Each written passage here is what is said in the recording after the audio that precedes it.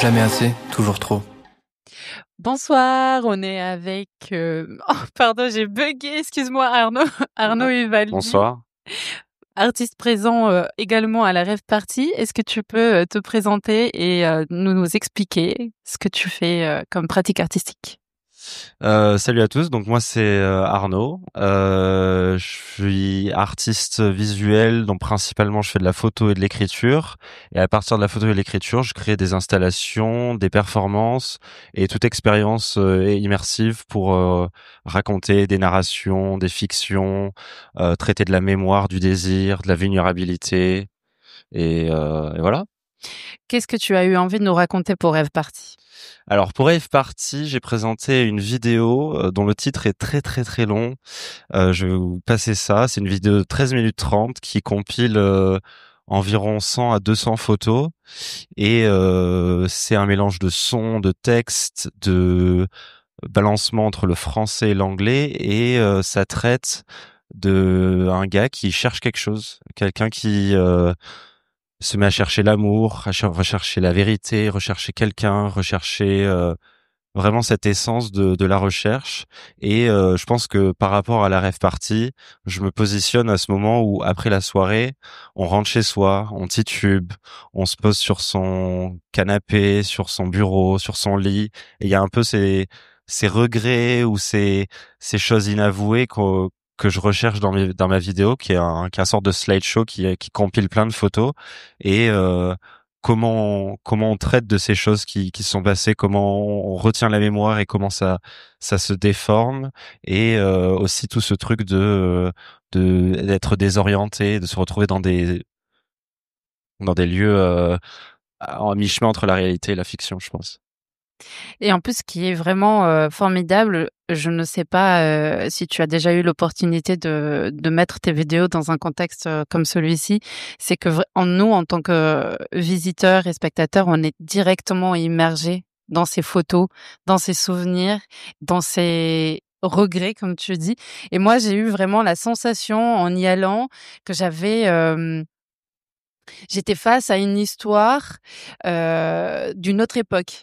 Un peu une vibe des années 70 à travers certaines photos en noir et blanc notamment. Et puis il y a aussi le texte qui vient raconter en plus agrémenter l'histoire. Et du coup, j'avais vraiment l'impression d'être dans un souvenir, dans une mémoire. Et et c'est très agréable. Est-ce que dans tes autres représentations, dans tes autres performances, tu as eu l'opportunité de l'immerger comme ça ou pas, ou c'est la première fois? Effectivement, la vidéo, au-delà de la montrer dans des installations, dans des projections, dans cette salle immersive, je la performe en fait, et je compile tous les textes que j'ai écrits, et je me retrouve face à ces textes, et je commence à réagir à la vidéo, au son, aux photos, et je commence à dévoiler qu'est-ce que je dis, qu'est-ce qui se passe en fait dans ces photos. Et les papiers commencent à tomber par terre, et je me retrouve à chercher, à paniquer, à revenir en arrière, à me couper et à être désemparé et à performer. Qu'est-ce que c'est de rechercher et de pas forcément toujours trouver cette finalité qui a une solution, une fin à tout ça, que vraiment ce qui est beau aussi, c'est vraiment trouver que déjà la recherche et où qu'est-ce qu'on recherche est déjà beau. Mais du coup, chaque performance du coup que tu fais ne se ressemble pas? Exactement, il y a eu beaucoup de performances. Les premières étaient très émotives parce que c'était vraiment des moments de vulnérabilité totale pour moi. Quand on se lance dans la performance, c'est un saut dans le vide.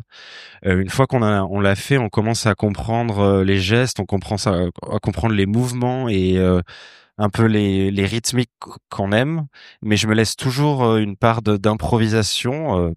Qui est forcée parce que forcément je ne sais pas quel papier je vais tirer et tout ça, mais oui, c'est à chaque fois très étonnant, et on me dit souvent que c'est fou, il y a une sorte de rythmique, t'es en complète synchronisation avec ta vidéo et tes photos, la musique, et je leur fais, je ne sais même pas comment, parce qu'en fait je pense que derrière il y a une certaine confiance avec ma pratique, avec mes photos, avec ce que j'aime montrer, avec clairement mon identité, qui est mon art, ma pratique. Et donc forcément, je pense qu'il y a une part d'improvisation que t'as noté, mais il y a aussi une part de vraie synchronisation avec tous ces matériels. Ouais. Il y a une partie de process et après il y a l'aléatoire au final.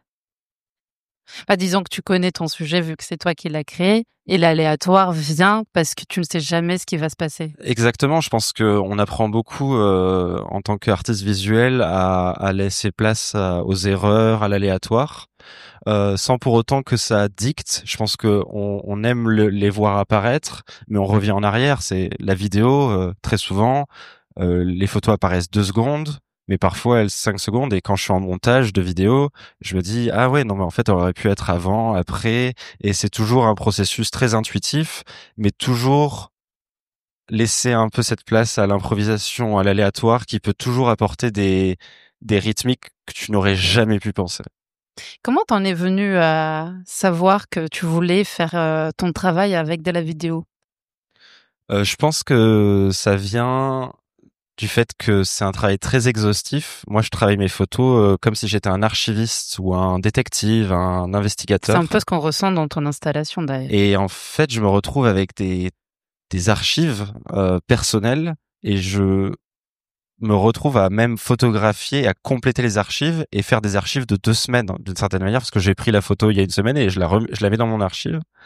Et c'est un travail très exhaustif, et du coup je me suis dit en fait on voit quelques photos en tirage et c'est pas assez, il y a besoin de voir plus. Et un jour j'ai pris un studio, j'ai mis les photos sur une timeline et ça a déroulé, et j'ai fait mais ouais c'est ça, je veux le voir en grand dérouler. Et c'est pour ça que c'est venu la vidéo. Je pense que c'est un médium qui revient. Je pense que je tire un peu des années 80 de Nan Golding avec les slideshows et tout ça. Et je suis très content de proposer ça. Ouais. Est-ce que c'est, ma question va être peut-être un peu, délicate. Comme, tu fais partie de ton projet, là tu ne fais pas, comment dire? Tu n'y es pas, j'ai envie, tu vois? Dans cette salle, il y a pas, toi qui es en train de tirer ces feuilles comme tu le fais d'habitude. Est-ce que c'est quelque chose qui te manque ou, là pour, exceptionnellement cette fois, tu es complètement à l'aise Alors, avec le fait de laisser ton œuvre vivre toute seule? je pense que je peux remercier le Mediajat et Détour, parce que l'opportunité de pouvoir montrer ma vidéo dans une salle 360, c'est un peu une chance incroyable, parce que quand j'ai fait cette vidéo, je me suis toujours dit il faut que cette vidéo soit montrée comme ça à 360 immersive, et que je désoriente mon public de cette manière, parce que quand tu rentres dans cette salle, très souvent les gens commencent à tourner, ils se disent mais qu'est-ce que je dois regarder. et et ma présence n'est pas si importante. Je pense que très vite, quand les gens renvoient et revoient des photos apparaître et disparaître, ils se disent oula, il a pris ces photos et il veut qu'on les revoie. Il y a ce truc obsessionnel, donc je pense que ma présence est liée, je pense. OK. Est-ce que, tu vois ce projet évoluer d'une autre manière ou, est-ce que tu as un autre projet, qui arrive, Je pense que l'idée derrière ce projet, et là vers où je me dirige, c'est que une de mes prochaines idées, ce serait de traiter la surabondance d'images dans nos vies. J'ai vraiment envie de traiter comment l'art peut être un espace d'introspection. Ça, c'est vraiment un premier jet de ça. Et comment l'art résiste, gagne, parfois est défectueux face à l'ère digitale, et comment l'art, à travers souvent mes visuels entre romantisme, vulnérabilité, ça peut être des espaces de poésie, de langage, face à une expérience sociétale individuelle aujourd'hui qui est très liée aux écrans noirs, au doom scrolling. ouais, Euh, on consomme beaucoup, beaucoup, beaucoup de visuels ouais, c'est ça. et comment tu le mettrais en pratique? Très bonne question. Je pense que j'ai très envie de performer de plus en plus. J'ai récemment performé pour une performance avec mon ancien prof pour la rénovation du Royal Institute of British Architects et j'ai beaucoup appris de cette performance et comment on peut utiliser les images et le corps. Et j'aimerais retrouver cette sensation que j'ai eue pendant ces performances et traiter de ces sujets de digital era, de d'individualisation, de société écran. Ouais, je pense comme ça, via la performance. Oui, justement par performance, pour que les personnes qui te regardent puissent mieux comprendre comment toi tu l'incarnes. En tout cas, enfin, je veux dire, comment tu l'incarnerais dans ce projet-là? Qu'est-ce que ça veut dire pour toi performance? C'est un débat très compliqué parce que je pense que la performance a un peu une notoriété difficile en France pour l'instant. Moi, je vis à Londres et la performance c'est quelque chose de très commun, que ce soit au Tate et dans la scène culturelle anglaise. Et je sais pas trop, c'est très difficile de me projeter aujourd'hui sur quelle performance je vais faire, mais je sais que j'ai besoin de plus me retrouver avec des nouvelles images. Les images qu'on voit dans ma vidéo pour Rêve Party sont très analogiques, très du maintenant et tout ça. Et maintenant, je pense beaucoup plus mes images conceptuellement. En ce moment, j'écris des listes de visuels que j'ai en tête et que je veux appliquer. Et je m'applique en ce moment, alors que je fais une pratique de photo de rue, à chercher vraiment ces visuels et à même, par exemple, j'ai pris une photo de l'arrière au flash et je voulais que tout soit très très très très blanc, surexposé. Et en ce moment, je travaille sur des images très surexposées pour, par exemple, je pense que d'une certaine manière, là, je suis en train de découvrir ce que je suis en train de faire. C'est assez marrant que via la surexposition, c'est un peu la saturation de l'image que j'ai envie de montrer. Mais c'est intéressant. Moi, j'ai vraiment hâte de voir ce que ça va donner parce qu'on est en train de parler d'un sujet qui va, comment dire, la surabondance d'images, la consommation du visuel, la vidéo, et en même temps, tu vas traiter ce sujet avec potentiellement de la vidéo et de l'image. Donc, il y a un Ouais. double jeu que je trouve vachement intéressant et qui me rend hyper curieuse. Puis je me connais, je sais que je vais mettre des bouts de ma vie, des bouts de fiction. Bah, ça serait pas de toi sinon. C'est toujours difficile là. Je me suis assez surpris récemment quand j'écrivais à rajouter des personnages, à donner des C'est-à-dire? noms. Euh, je sais pas, il y a déjà un peu ça dans ma vidéo, mais là maintenant je commence à réutiliser des noms propres dans mes textes, dans mes poèmes, dans mes écritures expérimentales, et en fait à développer des petits personnages fictionnels. Alors je pense que c'est très lié à mon côté cinéma et influence du cinéma. C'est incarné, du coup, tu donnes vie à des personnes. Il y a un Ouais, rapport texte-image dans ton travail. le rapport texte et image. Oui, et là, tu disais que tu donnes des noms à des personnes, enfin, tu es en train de créer des personnages. Il y a vraiment un côté très narratif, mais pas forcément que visuel, tu vois ce que je veux dire? Il y a du texte dedans, quoi, qui est évident. Parfois, les gens ne le voient pas. Nous, on est Ouais, habitués, mais ce que je veux dire, c'est que là, il est presque frontal. bah, Peut-être que je me trompe, hein. c'est un rapport. Alors, je sais pas si ça va répondre à ta question, mais c'est un rapport au réel.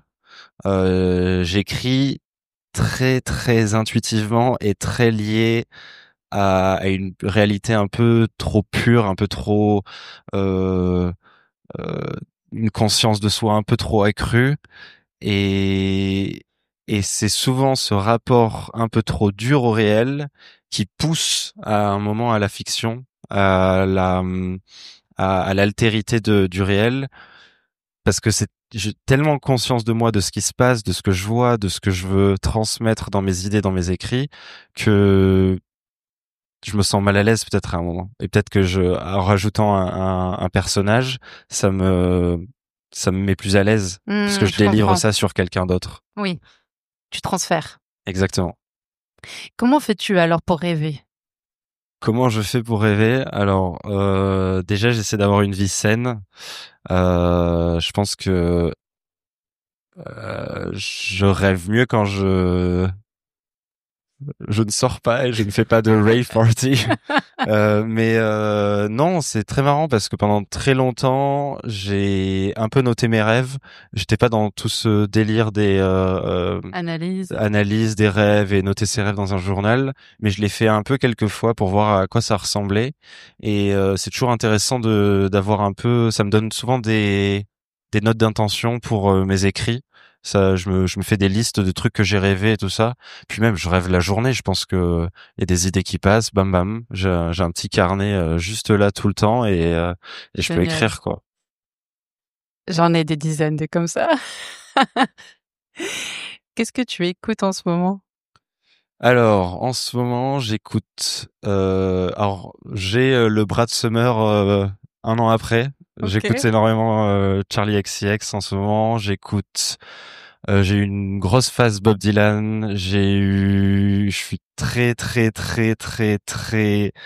J'ai très hâte du prochain album de Benjamin Biolay qui arrive. Il a sorti 2 singles là récemment et c'est un artiste qui m'a toujours plu, qui m'a toujours donné beaucoup de d'inspiration et beaucoup de force rien que pour moi pour aller à travers la vie, à travers mes idées, à travers mes expériences. Donc Benjamin Biolay à fond. OK. Un dernier mot. Qu'est-ce que tu inviterais, les personnes qui regardent, à faire prochainement, de fou?